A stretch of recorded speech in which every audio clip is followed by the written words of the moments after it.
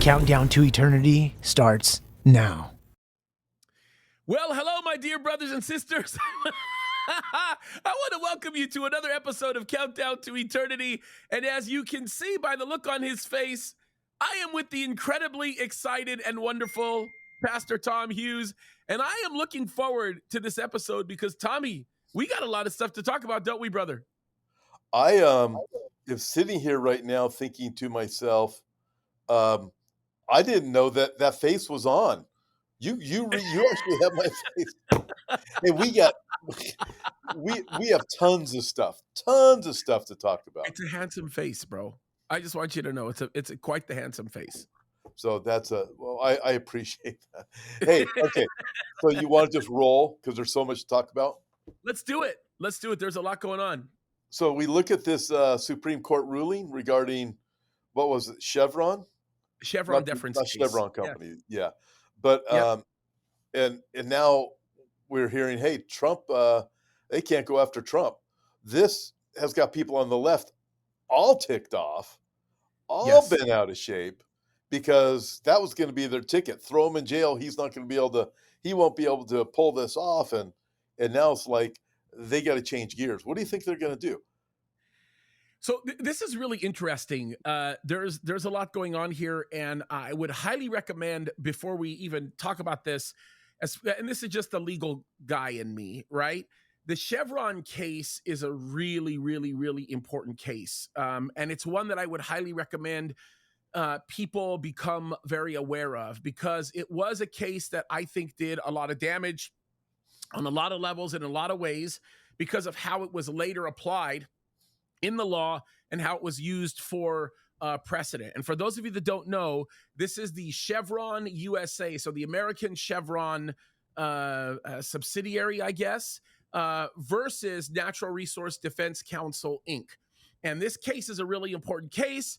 It really deals with the administrative powers or the prowess of the United States government, in essence. And what it does, in essence, is it creates a loophole for the interpretive ability that a government official might have, or there might be some ambiguity with respect to a very specific law.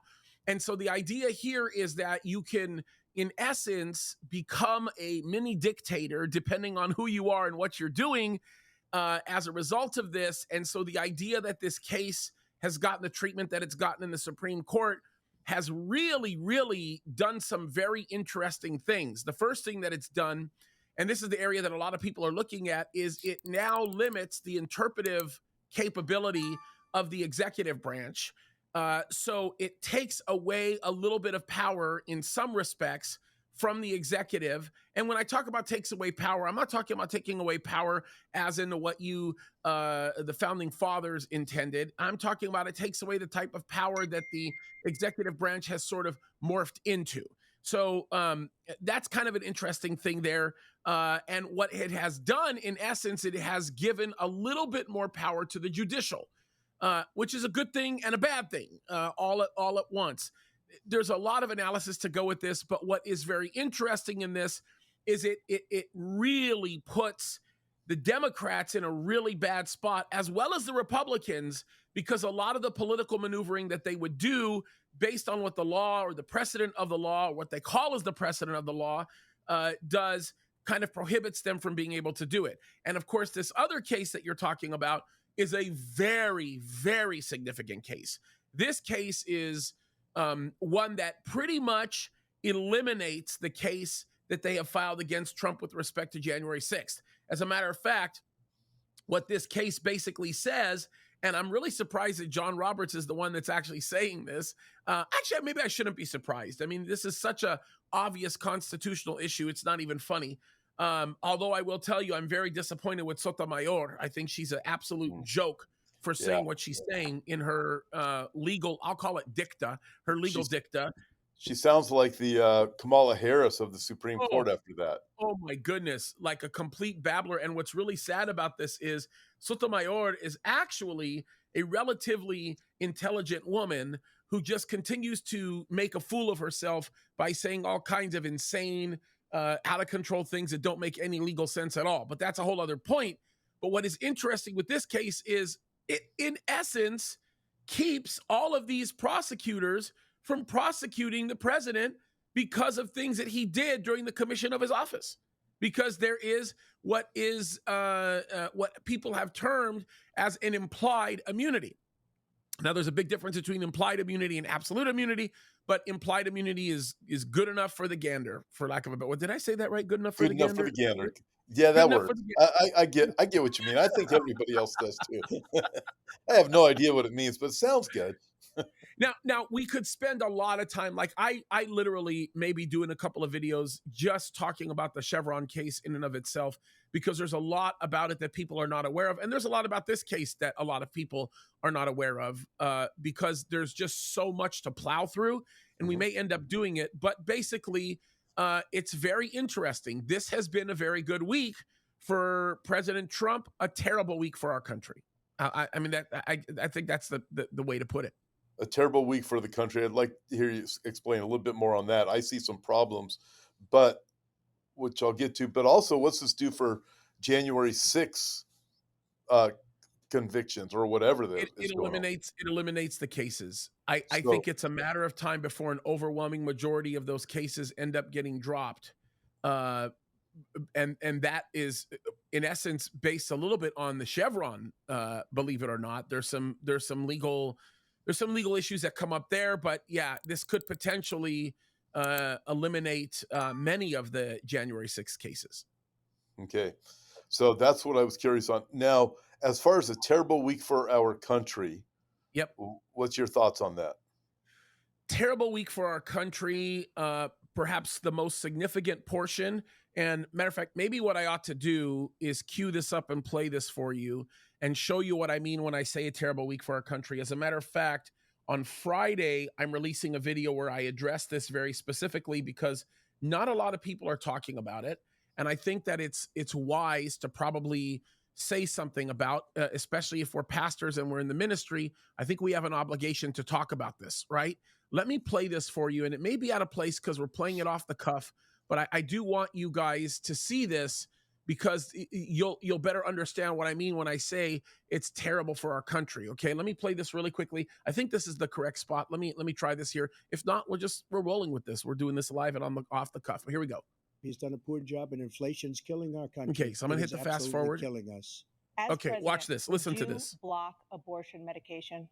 First of all, the Supreme Court just approved the abortion bill, and I agree with their decision to have done that, and I will not block it.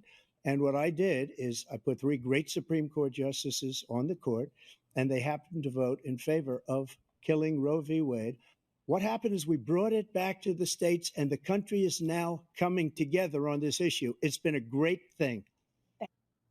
Wow. I think Yeah. it was terrible for our country Yeah. because for the first time in United States history, and for those of you guys listening on the radio, you're not missing out because actually here on the live show, I'm just playing the audio. But it's tragic, and I'll tell you why it's tragic. It's tragic because for the first time in our nation's history, I don't ever remember a time where we had a presidential candidate, at least one presidential candidate that was opposed to abortion. They're both pro-abortion now, which is a terrible tragedy. And perhaps the thing that is even scarier for our country is just how bad we look to our enemies based on what they saw. They saw the president of the United States in complete and total mental and emotional degradation. He is complete. The man is not capable of leading in office, and the whole world got to see that. This is the guy that holds the nuclear football. You know what I'm talking about? I mean, it's just unbelievable. Yeah. So imagine him getting a phone call. Hey, something's going down in the world. Well, can we go get some ice cream? Or imagine him if he just decides to push a button or whatever power he actually has. That's just insane. On the Trump issue, I'm glad that you mentioned that because not many people will talk about this at all on the right. Yeah, and actually they avoid that like the plague. Yeah, and I'll throw this in there. I want everybody to pay attention to this because if they see a person who calls themselves a pro-life ministry and they are not highlighting what Trump said in this debate, they're not a pro-life ministry. Yeah, it's kind of honestly disturbing. It sounds hard, but it's true. We have to pray that God change Donald Trump's mind on this issue, because for a man to actually bring people together around this and say that this is a good thing and that the country's on the same page, Yeah. he is delusional. And I never thought I would say that about President Trump, but he is absolutely delusional on this issue. The Yeah. country is not happy about the murdering of babies. It's just crazy. There's a lot of us that are very, very saddened by it. And by the way, one note that we should bring up: since the destruction of Roe v. Wade, which is a thing that President Trump brags about quite a bit, and I would brag about it too, it's a very wonderful thing. But since the elimination of Roe v. Wade, you have to keep in mind abortions have gone up in this country now, not down. When Roe v. Wade was overturned, that year abortions went down. Now, this year, we're well on our way to over 1 million abortions for the first time in a long time, and we may actually pass the record. We may be the highest amount of abortions ever in United States history. Why? Because of the abortion pill. Yeah. We may be doing less surgical abortions, but the abortion pill now is responsible for more abortions than anything else, and that is not a good thing. I don't care what the president says. It's evil. The abortions are going to go off the charts in a very horrible way. They're only going to increase because it's just that much easier. And then you get somebody like Trump who says, hey, this is a good thing. And to say the country is uniting around this. So in other words, what the country is really uniting around is the worship of Molech. It's like offering your babies as a sacrifice to Satan. That's what it is. I know that's harsh for people to hear, but you got to look at what it is. And by the way, James, for those people out there that say, hey, you shouldn't be talking about abortion like this. Women who have had an abortion, they're going to feel guilty. Here's a fact, Jack. They already feel guilty. And That's the right. only hope they can have is in Jesus Christ. And if you don't talk about it, then they will live with that guilt the rest of their life. But you can't not talk about sin and something as egregious as this. For the woman, she's got forgiveness. But Yep. for the reality of it is, this is offering your baby as a sacrifice to the devil, because you've decided the direction you're going to go. I'm going to be able to please myself in this hedonistic lifestyle. And Yes. whatever happens, now that I have a pill, I can get 20 abortions. Who cares? Yep, that's right. And I will tell you, I deeply, deeply despise any human being that says that it's okay to abort a baby. Or let's use the correct term. It's okay to dismember and murder a baby because that baby is the result of incest or rape. I despise any man who would say that. And I'm using those terms deeply. I despise it. Now I'm going to say this for the record. I don't despise Donald Trump, but I despise that point of view. I despise that perspective. I mean, heck, I can tell you this right now. Anybody who chooses to believe that basically says that you should murder the baby for the crime of somebody else. And it's such an evil, wicked, brutal way of looking at things. Adoption is something that all of us have experienced. God adopted us. We were adopted into his family. We were not his children until we received the present, the gift of salvation. And when we received the gift of salvation, we were adopted into the kingdom of God. And the idea that we can do that with others, that we can adopt these precious little children, is such an extraordinary thing. And me and you can be very open about saying this. Both of us, our children are adopted. You know, and we think about this a lot, just how beautiful that is, how special that is. I look at your children. Your children are extraordinary kids. They're amazing kids, and mine are too. And it's like, I could not imagine. I think I can speak on your behalf. I could not imagine what life would be like if those kids were gone to some ridiculous sacrifice. I same thing, exact same thing. I can't not imagine not having my kids. Couldn't imagine any of that. And you said something years ago, James. It was probably 10 years ago. You were preaching at my church, and the subject of abortion. No, we were in a Q&A at my church. That's what it was. Subject of abortion came up, and you brought. And then we did a Q&A, and somebody asked the question about the babies in heaven, and if a woman comes to Christ, will she see her baby again? And you brought up something, and I don't know if you recall what you said. I remember because I've quoted you. You said God is so full of mercy that you believe it's quite possible that when that mom gets to heaven because she received Christ, she's going to see her baby, and God's going to give her the opportunity in heaven to be able to raise her baby. She didn't have that opportunity in this life.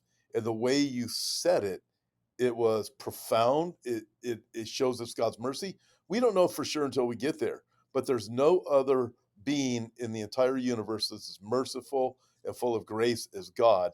And I could see God doing exactly what you said. Yeah, and God is a God of reconciliation. And it was funny because one of the things I think if I remember correctly, what I said in that Q&A was I'm using very earthly terms, right? We don't really understand the depth of relationships that exist when we're in heaven. But if I were to be able to describe it, I would believe that the relationship between that mother and that baby would be one that has that level of redemption. It would be something that would be extraordinarily special. And I really believe that. I believe that there will be some kind of a bond that exists there where that mom is going to know exactly who she's looking at. God is going to reconcile and make whole and heal the very thing that the enemy tried to destroy. And I really do believe that. And I believe that those babies are in heaven.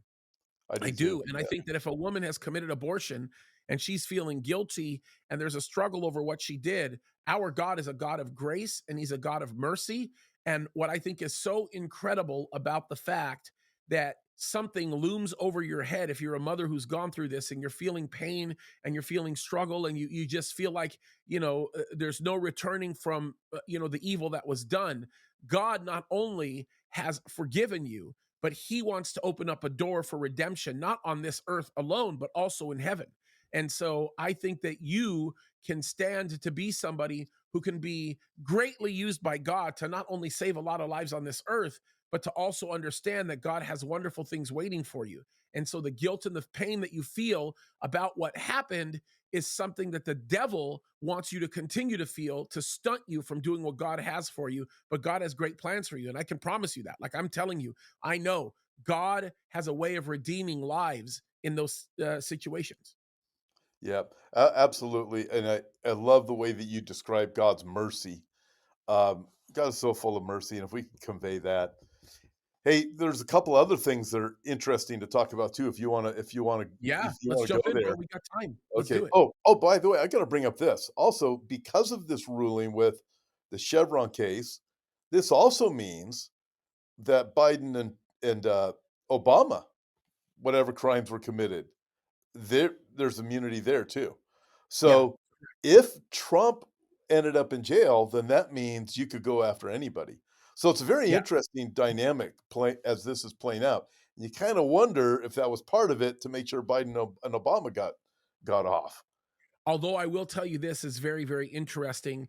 The one thing that Biden, Obama, and even Clinton have in common that Trump may not have in common, we don't know this for sure, is that the crimes that Biden, Obama, and Clinton committed were not throughout the tenure or the course of their commission as a president of the United States. In other words, they were president, but at the time when they did what they did, it was done not within the function of their job. So like for Interesting. example, the vice president of the United States taking home classified documents doesn't even fall under the executive privilege immunity picture, right? So he did something he should not have done. Biden could actually go to jail for that, right? There's other things that he would not be immune for, There were a lot of because things. that's the difference between absolute immunity and Yeah, implied immunity. Very different from the two. yeah. So do you think Jeffrey Epstein hung himself? I'm just saying since you mentioned the Clintons, I just No, thought I'd ask you no way. No way. Not that. even close. Yeah, no And kidding. and I know that I brings don't up even a whole know. bunch of issues, but no, there's no way. As a Yeah. matter of fact, I think we should probably do an off YouTube video on this because there is so much to say about this, and there's no way, there's no scenario in the world where that man hung himself. Yeah. No way Yeah. in the world. Okay. I wanted to get you wound up. That's why I said that. Yeah, But too that's narcissistic. Too yeah. There's so much to yeah. say about that, We'll but do yeah, I that got off. you. We'll do that off of this. You're gonna get me Okay. off track. Okay. Shame You on ready? you. Sorry. Okay. Let's go here. Check this out. So Montana judge, did you hear about this? Strikes down law affirming definitions of male and female. And Oh, apparently this Montana judge is LGBTQ, right? I didn't even hear this. Homosexual. This is just today. So you look at this, go, okay, we can't define that. Yeah, we're not going to do something like that. We can't define what a male or female is. You know, and then you look at these things. There's more. You want to hear more stuff Ugh. Yeah, about bro. all Let me kinds hear of things, this. right?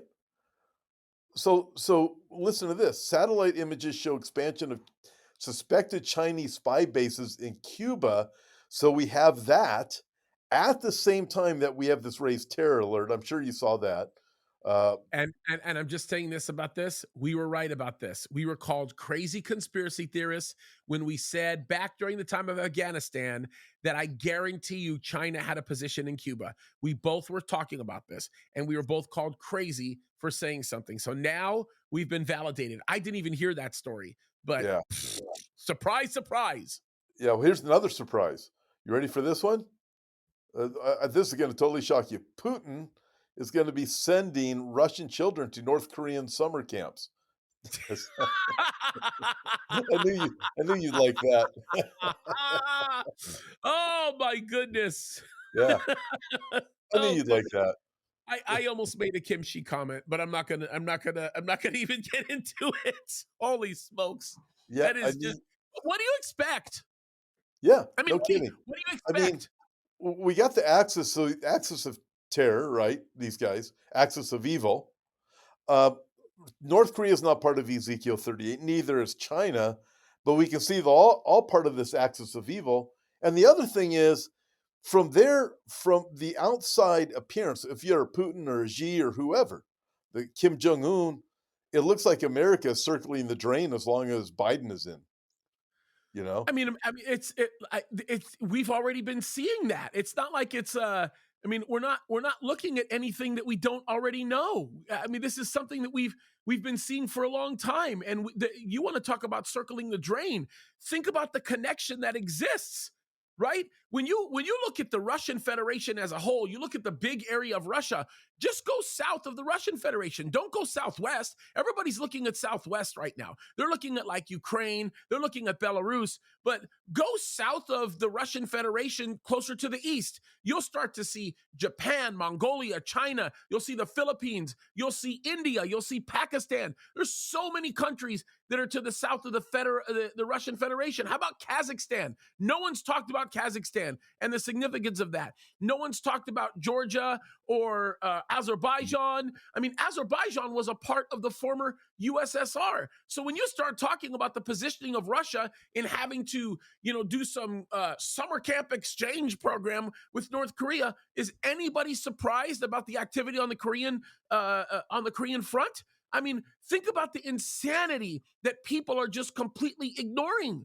I mean, if you go across the Caspian Sea, you're in Turkmenistan. You're looking at the Islamic Republic of Iran. You're looking at all kinds of other areas that people just aren't really even thinking about. By the way, for the record, all the stands that I just mentioned, that's Magog. We're all in the region of Magog here. So, I mean, you said it right away. China is inconsequential in Bible prophecy. We understand that. So is the United States of America. But the semblance of power that reserves for the Russian Federation is beyond most people's capacity to be able to understand. By the way, go further east into Russia and go east, east, east, east, east. And where you are, you're a spitting distance. You're a spitting distance from the United States of America. Alaska. People Yeah, don't think you're about right that. there. Yeah. Oh yeah. I mean, what do you expect? Look, I beg Christians, all Christians, to study Bible prophecy and then learn geography. Yeah. And then it'll all come together for you.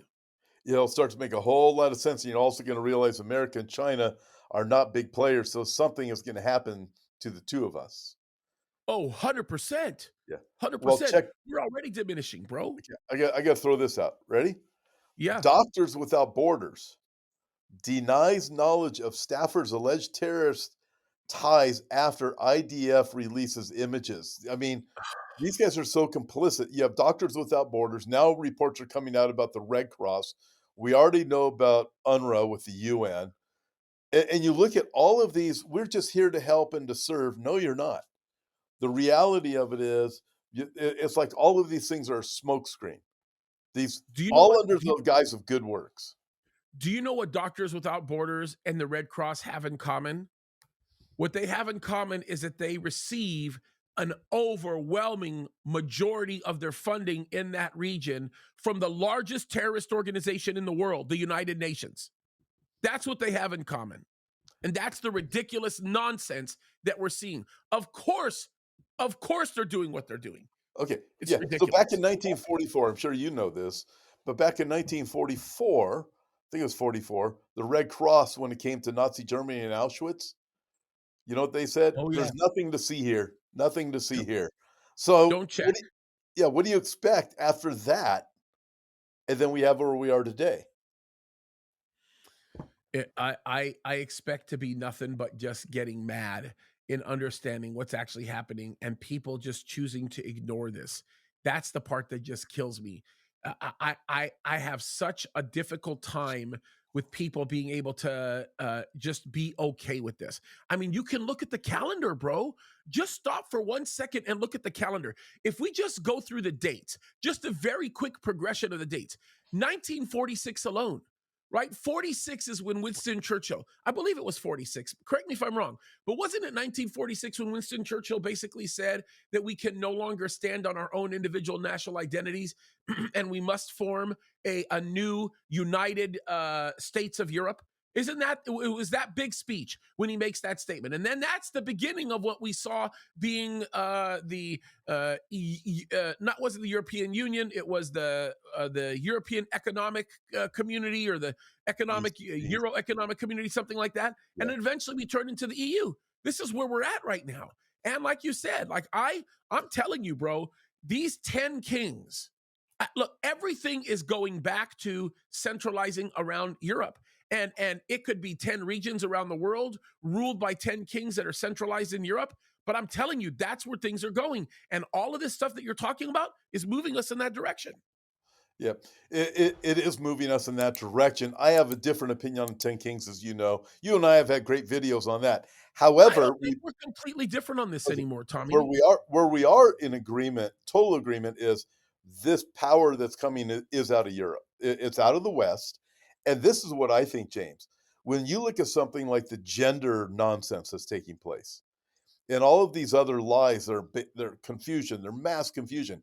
They're happening to the Western world. They're not happening. China won't put up with that. Russia won't put up with it. No Muslim country is going to put up with that. But why is it that the West is under mass delusion and and confusion? Is because I believe the West is being prepared for the rise of Antichrist, because Antichrist is coming out 100%. of the West. And that's why 100%. we are seeing this in the West. That's why we have a president like we have right now, is Yep. because there Satan is getting ready to set up his man. That's what's going on. Yep. And by the way, it is interesting that you note that, because without the United States going in the direction that it's going, you would never see a rising power coming out of Rome. It would never happen, because the No. United States of America is the great enabler for the Western mindset, especially in Western Europe. It's like, that's the thing. It's like we are creating this condition. I interviewed or featured a video where Tucker Carlson was interviewing a guy, where we talk about all of this and basically talk about how the United States of America is as guilty as sin, because they basically have treated the world like one big old game of command and conquer. And we're setting up all kinds of things all over the world, and it's all going to backfire at one point. And I do believe that the new central source of power is going to end up being this area of Rome. It's going to be Europe. And you know what? And by the way, I would not be surprised if all over the world, like you said, it was broken up in regions and subjected to the leadership of the 10 kings represented in centralized Europe. That's, it's just crazy to think about where everybody's moving in the direction of Europe being the Almighty God. It Everybody is is. it is definitely moving towards Europe. And we're watching it, and it is wild, especially when you eliminate China. Russia has a problem because of Ezekiel chapter 38. America is going to be gone. Canada, the entire Americas are not players. So what's that going to leave? There you go. 100%. Yeah, 100%. so it's going to leave this rider. So the people who say Antichrist comes out of the East, I just believe they're wrong. And I think what we are watching right now is total evidence of what is coming. That's right. Yeah, and I don't see anywhere in the Bible where you can come to that conclusion. I know that we're probably going to kick up a lot of people, a lot of comments on that one, Oh, but yeah. it's plainly obvious. It's right there and it's in front of our face. Tommy, I just lost track of time. I cannot believe that we're already where we're at. I'm going to leave it to you, bro, to final comments. Yeah. So check this out. Here's the final comment from me. So Mark Zuckerberg warns, he has actually given a warning on this, that AI companies are trying to create God. I would say, folks, there's so much deception going on. We have these AI Jesus things going on. Jesus warned the very first time, be careful that no one deceives you. Many will come saying, I am the Christ. We are having it because of technology and AI, all kinds of claims of who Christ is, that AI being Christ. Okay, you just put a wrench in everything. I have to hit you up on this a little bit further. We're going to go over, but what? When did this come out? When did Mark Zuckerberg talk about AI being God? Yesterday.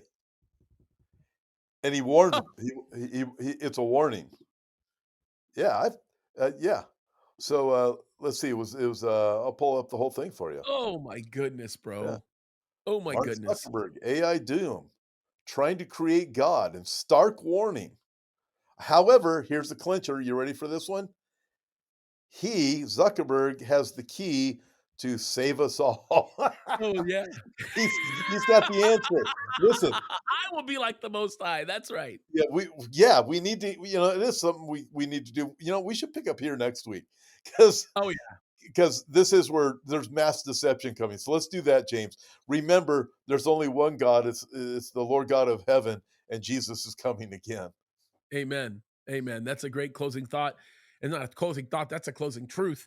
Bro, I love you. It's a blessing doing this with you. What a very, very busy week. All right, folks. Well, I got to tell you this. I do sincerely hope, I know we sincerely hope that you enjoyed watching this or listening to it as much as we've enjoyed making it. We love you immensely with our whole hearts, you guys. God bless you. Thank you for joining us for another episode of Countdown to Eternity on behalf of Pastor Tom Hughes. We love you guys. God bless you. We'll see you next week.